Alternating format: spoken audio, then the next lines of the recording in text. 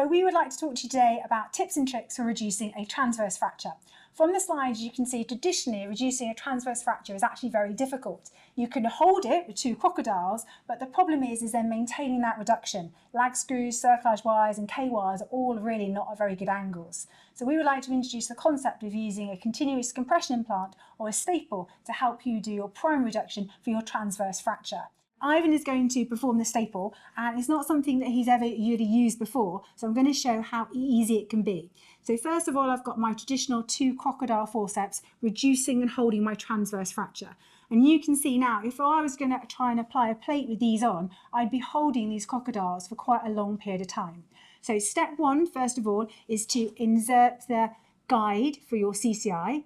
It doesn't really matter the width, and obviously you don't want the depth to be going into the canal. So we drill one hole, it doesn't matter which side it's going to be, and it only has to be really unicortical. That's all you need to do. The guide then stays in place, and we'll introduce then a guide pin just to secure that hole so we know that the guide hasn't moved out of place. It's pretty easy even if the guide comes up. We're then going to drill the hole on the other side of the fracture. Now the reason that I'm holding it is obviously we know holding the reduction is the most important thing. So fractures reduced, our drill holes are in, and now it's time to insert the staple. The most important thing is you must make sure this is actually lined up with the holes, and it should give a little give. You probably just heard and saw that once it's in.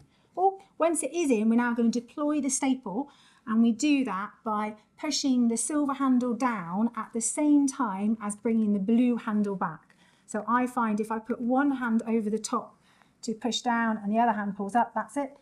It can be a little bit stiff. Perfect. Okay, the staple is now deployed and you can see it sitting out the bone, which is exactly what it's supposed to do. We then use our tamp to go across 180 degrees, and we use a small mallet in which to tap the staple in. And it requires a fairly gentle tap. We then rotate the tamp around 90 degrees to go across the bridge and tamp down further. This is the Elite staple, which is the largest one they make, and for reduction in most other bones, a smaller staple is more than sufficient. So you can see that our transverse fracture is now absolutely reduced, and I don't need to hold it with a clamp, which means that we can then spend a long time putting on our plate exactly where we want to, or our nail, which I'll just demonstrate with some x-rays now.